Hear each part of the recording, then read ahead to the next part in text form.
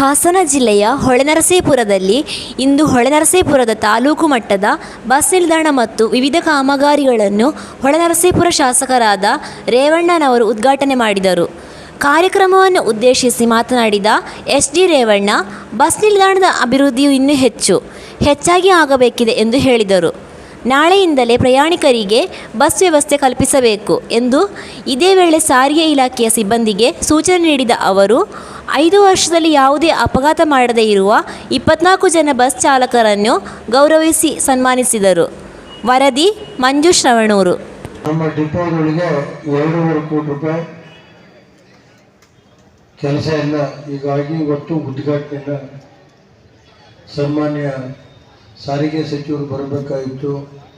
ಶ್ರೀರಾಮುಲು ಬಂದಿಲ್ಲ, ಅವರಿಗೂ ನಾನು ವಂದನೆ ಸಲ್ಲಿಸಿ, ಚಂದ್ರಣ್ಣವರು ಬೆಳಗ್ಗೆನೇ ಬಂದು ಅವರು ಬಸ್ ಸ್ಟ್ಯಾಂಡ್ ಅರಳುವರಿದ್ದಾರೆ, ವಿಭಾಗಾಧಿಕಾರಿಗಳು, ನಮ್ಮ DT ಸತೀಶ್ ಅಣ್ಣರಿದ್ದಾರೆ, DME ನಮ್ಮ ನಂದಕುಮಾರ್ ಇದ್ದಾರೆ, ಎಲ್ಲ ಡಿಪೋ ಮ್ಯಾನೇಜರ್ಗಳು ಇದ್ದಾರೆ. ಅವರಿಗೆಲ್ಲ ಸ್ವಾಗತವನ್ನು ವಂದನೆ ಸಲ್ಲಿಸಿ, ನಮ್ಮ ಪುರಸಭೆ ಅಧ್ಯಕ್ಷರು ಸುಲೋಚನ ಇರ್ಬೋದು, ಉಪಾಧ್ಯಕ್ಷರು, ನಮ್ಮ ಎಲ್ಲ ಪುರಸಭೆ ಗೌರವಾನ್ವಿತ ಸದಸ್ಯರಿಗೆ, ಮಲ್ಲಿಕಣ್ಣರಿಗೆ, ರಮೇಶ್ ಅಣ್ಣಗೆ ಎಲ್ಲರೆಲ್ಲ ಸೇರಿ 6 ಕೋಟಿ ರೂಪಾಯಿನ ಇವತ್ತು ಮಂಜೂರಾತಿ ಮಾಡಿಸ್ಕೊಟ್ಟಿದ್ದೀವಿ. ಅಧ್ಯಕ್ಷರು 6 ಕೋಟಿ ಮತ್ತು ಮಕ್ಕಳ ವಸತಿ ಬಸ್ ನಿಲ್ದಾಣಕ್ಕೆ 1 ಕೋಟಿ, ಶಾಂತಿಗ್ರಾಮ ಬಸ್ ನಿಲ್ದಾಣಕ್ಕೆ 3 ಕೋಟಿ ರೂಪಾಯಿ, ಒಟ್ಟು 10 ಕೋಟಿ ರೂಪಾಯಿನ ಇವತ್ತು ಹೊಸದಾಗಿ ಮಾಡಿದ್ದಾರೆ. ನಮ್ಮ ಇಂಜಿನಿಯರ್ ಸಾಹೇಬ್ ಇಲ್ಲೇ ಇದೆ. ಅದರಿಂದ ಇವತ್ತು ತಾವೆಲ್ಲ ಏನು ಜೊತೆಗೆ ನಾಯಕರದು ಸಮುದಾಯ ಭವನ 2 ಕೋಟಿ ರೂಪಾಯಿ ಸಮುದಾಯ ಭವನನ ನಾಯಕರದು ಇವತ್ತು ಅದು ಗುಡ್ಡಿ ಪೂಜೆ ಮಾಡಿದ್ದೀನಿ. ಮತ್ತೆ ಇನ್ನೊಂದು 2 ಕೋಟಿ ಕೊಡಿಸ್ತೀನಿ, ಒಟ್ಟು 4 ಕೋಟಿ ಆಗುತ್ತೆ. 27ನೇ ತಾರೀಕು ನಮ್ಮ ಈ ಜಗಜೀವನ್ ರಾಮ್ ಅವರದ್ದು ಜಾಗ ನಾವು ನೋಡಿದ್ದೀವಿ.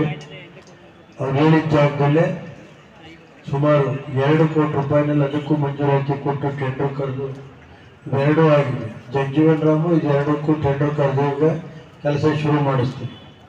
ಮತ್ತು ಇದಲ್ಲದೆ ಅದಕ್ಕೂ ನಿವೇಶನ ಹುಡುಕ್ತಾ ಇದ್ದೀನಿ. ನಾವು ಸಮಾಜದಲ್ಲೆಲ್ಲ ಕೂರಿಸ್ಕೊಂಡು ಅವ್ರ ನಿವೇಶನ ಹುಡುಕಿ ಅದನ್ನು ಕೊಡಿಸೋಂಥ ಕೆಲಸ.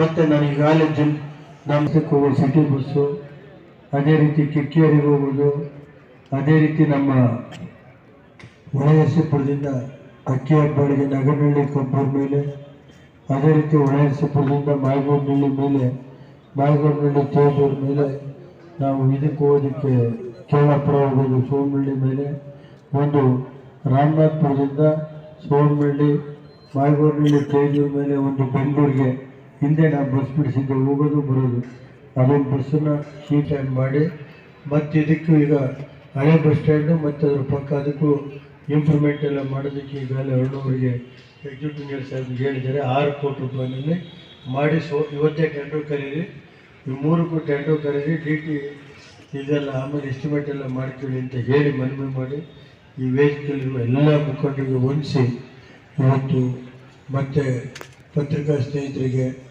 ಎಲ್ಲ ನಮ್ಮ 24 ಜನ ನಮ್ಮ ಡ್ರೈವರ್ ಚಾಲಕರಿಗೆ ಯಾವುದೇ ಅಪಘಾತ ಇದ್ದರೆ 5 ವರ್ಷ ಸೇವೆ ಮಾಡಿರುವಂಥ ಅದರಲ್ಲೂ ನನಗೊಂದು ಸಂತೋಷ ಅಂದರೆ ನಮ್ಮ ಹೊಳೆನರಸೀಪುರ ಡಿಪೋದ 24 ಜನ ಡ್ರೈವರ್ ನಮ್ಮೂರವರು.